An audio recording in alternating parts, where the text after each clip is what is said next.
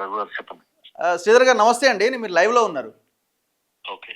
ఇది ఏందండి మీ audio viral అవుతున్నది? మీరు చేతబడి చేసి కాదన్నది నేను ఫోరెన్సిక్ కంప్లైంట్ ఇస్తున్నాం వల్ల మీ ఆడియోనే కదా? కంప్లైంట్ ఫోరెన్సిక్ కాదు, నాది కాదని అసలు ఫోరెన్సిక్ కంప్లైంట్ ఇస్తున్నప్పుడు లాయర్ చెల్లిస్తున్నారండి.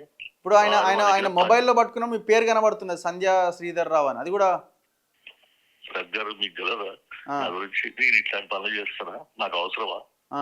మరి ఆ పర్సన్ ఎవరండి? మీకు తెలుసా ఆ పర్సన్? వాడు మా దగ్గర కాంట్రాక్టర్ చేశాడండి. వర్క్ చేయకుండా 5-6 months నుంచి సతాయిస్తున్నాడు. 30 lakhs ఇచ్చామండి మేము అతనికి. మా దగ్గర ప్రూఫ్స్ ఉన్నాయి. అంటే బ్యాంక్ చెక్ ఇచ్చాము అతనికి. సెంట్రింగ్ కాంట్రాక్టర్ వర్క్ చేస్తాను చేయకుండా ఉంటా బ్లాక్ మెయిల్ చేస్తున్నాడు. మీరే డబ్బులు ఇవ్వలేదు, పని చేయించుకునేది అంటున్నాడు కదా ఆడియోలో. అదే అండి, మరి డబ్బులు ఇల్లుగానే చెప్తున్నాడు. ఈ కావాలనే ఇదంతా క్రియేట్ చేసి ఏదో సెన్సేషనలైజ్ చేస్తే భయపడి ఇస్తామని చెప్పి బ్లాక్ మెయిల్ చేస్తున్నాను. ఏ ఆడియో అంటారా? ఆడియోనే మీది కాదా? నేను క్లియర్ గా చెప్తున్నా, నాది కాదు ఆడియో. మేము వాళ్ళ ఫోరెన్సిక్ కంప్లైంట్ ఇస్తున్నాము. ఆ నెంబర్ది అది, తర్వాత పోలీస్ కంప్లైంట్, ఫోరెన్సిక్ కంప్లైంట్ రెండు ఆల్రెడీ షేర్ చేస్తారు.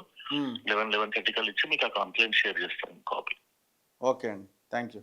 ఇప్పుడు ఈ రమేష్ శ్రీది ఏందండి గొడవ? ఇంటర్వ్యూలు ఇస్తుంది అందరికి. దాంట్లో నేను లేనే మీకు చెప్పా కదా నా రోజు. ఓకే, చెన్నైలో ఉన్న రోజు మీరు వేరే ఫోన్ ట్యాపింగ్ కేసు ఇంటర్వ్యూ అడిగితే చెన్నైలో ఉన్న రోజు మీకు కావాలంటే నా కాల్ డేటా తీపియండి. నేను ఎక్కడ ఉన్నానో లొకేషన్ ట్రేస్ చేయండి, తెలిసిపోతున్నాను. ఓకే, నేను మీరు ఫోన్ ట్యాపింగ్ కేసులో నాది ఇంటర్వ్యూ అడిగితే చెన్నైలో ఉన్న రాగానే మీకు కాల్ చేస్తాను చెప్పాను కదా.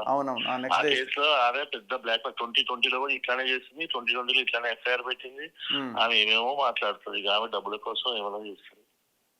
ఓకే, రైట్ అండి, థ్యాంక్స్ అండి.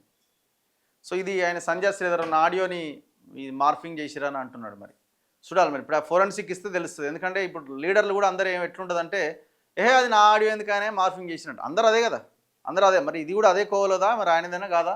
అసలు ఆయన బయటికి రావాలి. ఎవరైతే ఆ పర్సన్ ఎవరైతే ఉన్నారో ఆయన బయటకు వస్తే తెలుస్తుంది. ఇప్పుడు ఆయన అందులో కాల్ ఆడియో మాట్లాడినట్టు ఉన్నది. సంజయ్ శ్రీధర్ రావు నుంచి నాకు కాల్ వచ్చింది అన్నట్టుగా ఆయన ముందు పెట్టి మాట్లాడిండు. ఇప్పుడు ఆ కాల్ నిజంగానే ఈయన ఫోన్ నుంచి వచ్చిందా రాలేదన్న దాని విషయంతో తెలిసిపోతుంది కదా సింపుల్గా. కాల్ డేటా తీస్తే అయిపోయా, ఆయన చేసిందా చేయలేదని తెలిసిపోతుంది.